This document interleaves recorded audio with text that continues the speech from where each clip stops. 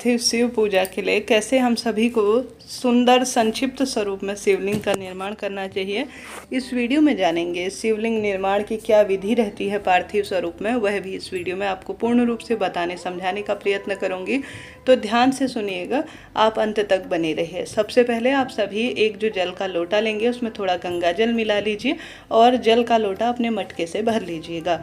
मिट्टी ऐसी चुनिएगा जो कि अपने आप में किसी पवित्र पेड़ की हो, जैसे पीपल पेड़ के नीचे, बेलपत्र पेड़ के नीचे, इन वृक्षों की मिट्टी या आंवला पेड़ के नीचे इन वृक्षों की जो मिट्टी होती है, या किसी पवित्र नदी जैसे गंगा, यमुना, सरस्वती या आसपास कोई पवित्र कुंड होता है, तो वहाँ पर विराजमान जो मिट्टी होती है वह सर्वश्रेष्ठ मिट्टी जानी जाती है। संभव हो तो उस मिट्टी को आप सभी छान लीजिए किसी भी कपड़े या किसी छन्नी इत्यादि से, ताकि पूर्ण रूप से साफ सुथरी मिट्टी आपको प्राप्त हो जाए। हालांकि शास्त्रों में अलग अलग वर्ण, शूद्र वर्ण, ब्राह्मण और इनके लिए जो है अलग अलग रंग की जो है शास्त्रों में कही गई है, परंतु इतना सारी जो है नियम गृहस्थ जीवन में कहीं ना कहीं कठिन होते हैं। छोटे छोटे सरल नियमों का पालन कर भी आप सभी साधारण सरल तरीके से, जैसे इस महीने सोमवार के दिन अगर पार्थिव शिवलिंग घर पर बनाकर संक्षिप्त स्वरूप में विधि विधान से इनका पूजन किया जाता है तो लाभ होता है। साथ ही संक्षिप्त स्वरूप में जैसे मासिक शिवरात्रि आएगी, प्रदोष व्रत आएगा, और साथ के साथ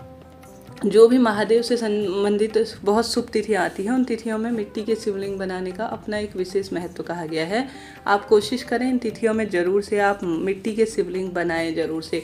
स्वयं माता सीता ने मिट्टी के शिवलिंग बनाकर, स्वयं श्री रामचंद्र जी ने बालू के शिवलिंग बनाकर महादेव का पूजन किया था। साथ ही भगवान श्री कृष्ण ने भी पार्थिव शिवलिंग, जिसे मिट्टी के माटी के शिवलिंग स्वरूप में कहा गया था, उनका पूजन किया था। ऐसी मान्यता है यह समस्त जो सावन में सुख प्रदान करने के लिए सहायक होते हैं, और सावन महीने के शिवलिंग बनाने का शास्त्रों में अद्भुत मिट्टी के वर्णन किया गया है। तो साफ स्वच्छ मिट्टी लेके आनी है, उस मिट्टी को छानकर गंगा जल मिलाकर उसमें थोड़ा संभव हो तो कई भक्तजन थोड़ा घी मिलाते हैं, ताकि जो घी होता है ना, या तिल का तेल मिलाते हैं, जो कि अपने आप में खंडित होने का भय खत्म करता है मिट्टी को, क्योंकि चिकनाहट सी पैदा हो जाती है उसमें, और साथ ही जो जल समर्पित किया जाता है वह एकदम से प्रवाहित हो जाता है, जिस कारण से वह जो है नुकसान, तुरंत मिट्टी खंडित नहीं होती, कहने का अर्थ है। ऐसी स्थिति में आप घी या तिल का तेल जो है इस मिट्टी में मिला सकते हैं। कई भक्तजन काली मिर्च भी मिलाते हैं। इच्छा शक्ति सामर्थ्य है, आप किस स्वरूप में भगवान को पूजना चाहते हैं, तो आप सभी इस तरह से एक शिवलिंग बना सकते हैं। इस तरह से आपको एक छोटा सा आप एक जो है अपने हाथ में मिट्टी को साफ सुथरा कर एक जो है सबसे पहले तली सी बना लीजिए। एक मैंने जैसे लिंग नुमा आकृति बनाई, सबसे पहले वह बनानी होती है। उसके बाद जो है चारों तरफ से अपनी इच्छा शक्ति सामर्थ्य अनुसार धीरे धीरे शिवलिंग का स्वरूप देकर मिट्टी का सा आकार आपको एक सुंदर स्वरूप में बना लेना चाहिए। जलाधारी भी बनाने का कोशिश करना चाहिए, जिससे जल नीचे की ओर बहता है। इससे जो है जल बहुत आसानी से, जैसे आप 2 लोटा जल का जो शिवलिंग में चढ़ाने का कावड़ जल स्वरूप में चढ़ा सकते हैं, या कोई उपाय विशेष करते हैं, या साधारण सरल तरीके से जल समर्पित करते हैं, तो वह खंडित नहीं होता। तो सबसे पहले आप सभी जो शिवलिंग है उसे किसी भी ऐसे स्टील या तांबे के पात्र में रख लीजिए। इसके ऊपर आप सभी विशेष तौर पर बेलपत्र रखते हैं तो अत्यधिक शुभ से जाना जाता है, वह आप रख लीजिएगा। साथ के साथ आप सभी को जो है इस शिवलिंग को बनाना चाहिए, ऐसी मान्यता है। इसके पश्चात जो है, अर्थात जो मिट्टी का शिवलिंग होता है उसमें भार बहुत अधिक होता है, दिव्य ऊर्जाएं, शक्तियाँ होती हैं। अगर उसे आवश्यक रूप से बेलपत्र के ऊपर रखा जाता है तो बहुत सुखद इसके परिणाम मिलते हैं। तत्पश्चात विधि विधान से आप सभी पूजन करें। साथ के साथ कभी भी इस बात का ध्यान रखें कि पार्थिव शिवलिंग जब भी बनाते हैं, जब पूजा आराधना हो जाए तो आधे 1 घंटे के भीतर ही पार्थिव शिवलिंग पूजा विसर्जन का विधान होता है। बहुत लंबे समय तक आपके घर पर अगर शिवलिंग विराजमान है तो उन्हें जो है बहुत दिनों तक, जैसे हम मूर्ति प्रतिमा रखते हैं उस तरह से नहीं रखना चाहिए।